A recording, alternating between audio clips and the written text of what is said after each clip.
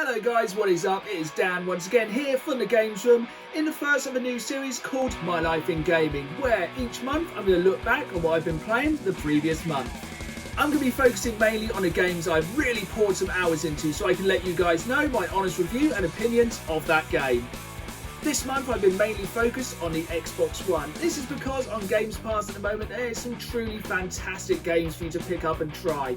So 2 of these games today are on Games Pass, so if you like what you see you can jump straight in, download them and try them for yourself. Let's get into it. First up this time I've been playing Jurassic World Evolution. If you know me, you know I am a massive fan of the Jurassic Park or Jurassic World franchise. I can't imagine anything better than having a game where you can set up your own park, fill it with dinosaurs, and hopefully things will go a little bit smoother than they do in the movies. One of the first things that stands out about this game is the graphics and the models of the dinosaurs, because let's face it, if the dinosaurs don't look realistic, this game isn't going to be much fun. But the character models are absolutely fantastic and the graphics really show off well. And the other thing is the way the dinosaurs act. It is surprisingly realistic for creatures that we know very little about, but as you can see by this, the dinosaurs act, look and even move exactly how you would expect. And there is tons of dinosaurs to release into your park. You think of it, you can probably have it. Any creature whose name means terrible claw is one that should be given respect. That's what you have here, a Deinonychus. So in this game you take over all aspects of running the park. You can do it from overhead, but the best part is you can also jump in and play as a ranger, literally driving around your park. This is a really cool feature as it really lets you be hands-on with your park and get up close and personal with the dinosaurs. This is the best way to really see how they act and react to the things you do in the game world.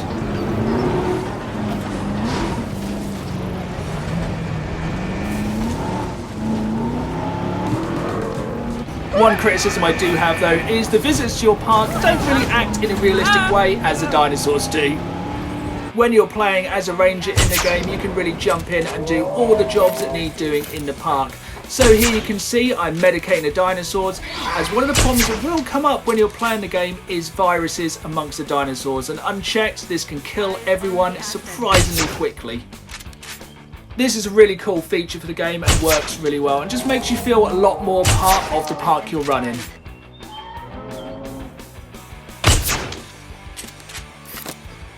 One of my main criticisms of this game is it does have some massive difficulty spikes. Dinosaurs will escape and they will escape often, especially as you start to get more dinosaurs in your park. Kind of juggling, keeping them happy as well as running the park becomes a massive problem. But let's face it, it's one of the funniest parts when a T-Rex goes rampaging and killing all of your visitors. But this is another area where this game absolutely shines. The character models look fantastic like this and the way the animals act is so realistic. Just check this bit out.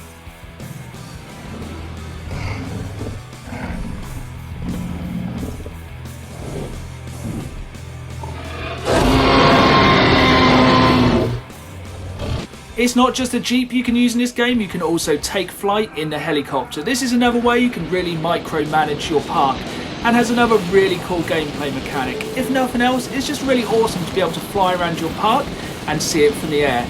But this is also an important part of the game, as when your dinosaurs escape, you need to track them down with a helicopter, shoot with a tranquilizer gun and just capture them before they kill too many people.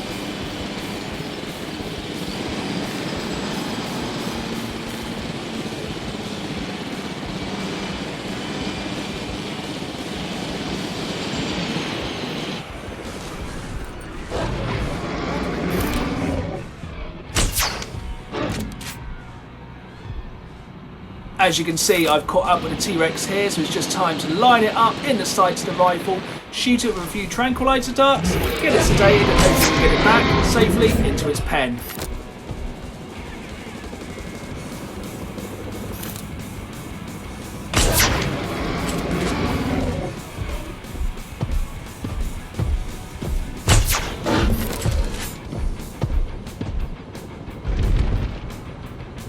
So let's wrap this up. Basically, I would say if you're a fan of Jurassic Park or Jurassic World, this game is a must play. It is on Games Pass now, so you can download it and give it a go. There is a lot of micromanagement in this game. There is some real difficulty spikes, Some of the islands are a little bit boring, and some of them are quite small, so you really have to think about what you're going to have in your park. As I said, it is a difficult game, but it's well worth checking out, and it's on Games Pass. You've got nothing to lose, so give it a go.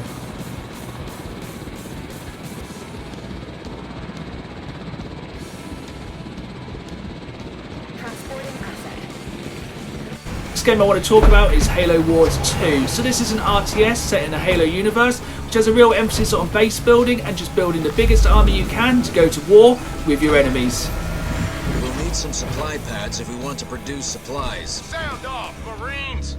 This game follows the classic formula set up by games such as Command & Conquer of base building, unit management, building a massive army and researching ways to make your army more effective.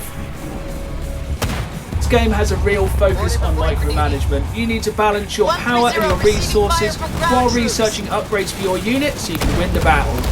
For the combat aspect of this game, it really uses a rock, paper, scissors mentality. You have to have anti-air, anti-vehicle and anti-infantry units. These all have their strengths and weaknesses, so it's really important to have a balanced army if you want to win the ultimate battle. Our base is under attack. Where this game really shines is in its units. There is a really good selection of units, all taken from the Halo universe, and a few more they've added into this game, especially the super units. They are absolute behemoths. It is a fantastic game when you get some of these really good units.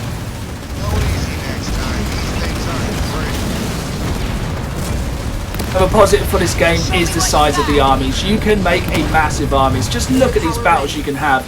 They're really detailed and really climactic. So this game has both single player and multiplayer. As you may or may not know, I'm not a massive player of multiplayer games, so the single player is where I first jumped into this game. It really keeps you hooked. It has a really good storyline. There's quite a lot of missions, but one thing I would say, it was surprisingly short, and the final mission is a bit of a letdown. It does kind of end in the middle of the storyline. It doesn't really have a satisfactory conclusion. One of the main problems with this is I think they're trying to add more story through the use of DLC. This seems to be a kind of a continuing trend in games at the moment, one which I hope dies very quickly. If I buy a game, I want to be able to play the entire experience rather than having to pay to add levels that really should have been included in the base game. Another criticism I would have of this game is there's not really a great level of depth in the tactics. I know I said about the rock, paper, scissors, but most games can just be won by just making a massive army and just absolutely steamrolling your opponent. It is fun destroying things, but you know, I would like there to be a little bit more depth, but you know, can't argue with just making a massive army and just destroying everything in your path. We've taken out enemy honor guard. At the end of the day though, this game is on Games Pass, so you can just jump in and give it a go. I would recommend it if you're a fan of either RTS or the Halo games, especially if you're an RTS fan, because there is a real lack of RTS games on consoles, and this one does work well. I know we're normally used to playing our RTS games using a keyboard and mouse, but with a controller this does work really well.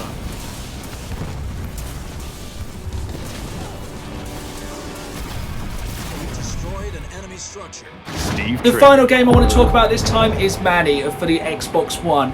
If you've seen my videos before, you'll know I was a massive fan of the Jaws Unleashed game, which was released on the Xbox and the PS2, and I kind of see this as a spiritual successor to that game.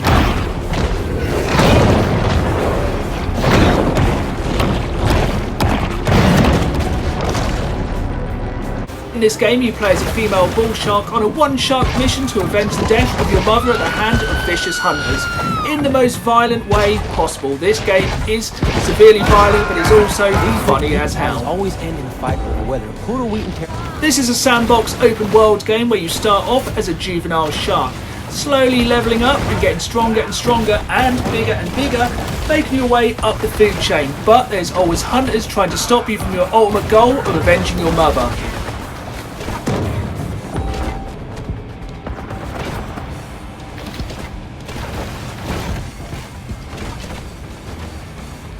When a shark dies, everything but its teeth are slowly dissolved by the briny ocean.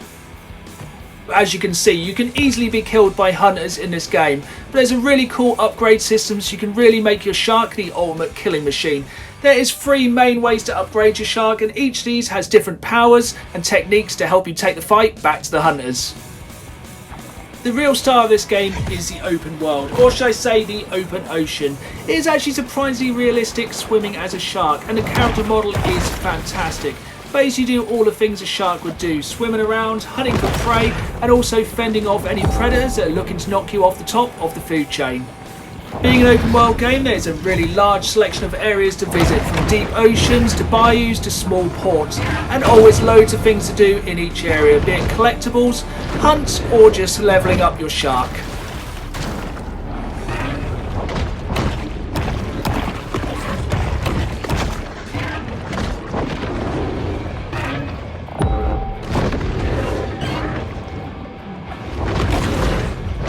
One of the coolest parts of this game is hunting down the other predators in the ocean with you. This is really quite tense at times, but it is also one of the more annoying parts of the game, as the camera can be a little bit temperamental when you're trying to hunt something that's swimming around in circles all around you. Work in this game is fantastic, from Chris Parnell of Archer and Rick and Morty fame. As is well known, volleyballs make way better friends than soccer balls, who will stab you in the back the first chance they get. One thing to mention about this game is it's incredibly violent. You are a shark after all, and ripping people limb from limb, there is going to be a lot of blood and a lot of guts.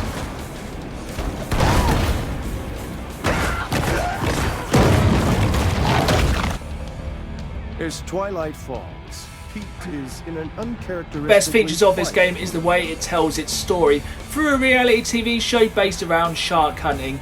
It is a little bit cliche in parts, it does get a little bit absurd, but it does really add to the kind of over-the-top action of the game. Look at that, yeah? That's PT 522. My daddy crewed that off of Guadalcanal. It was Navy, gunner's mate, Pacific Theater. But when I was 16 men, came back a day later, retreat. So in conclusion, if you are looking for a game that doesn't take itself very seriously, you can have a lot of fun with this one.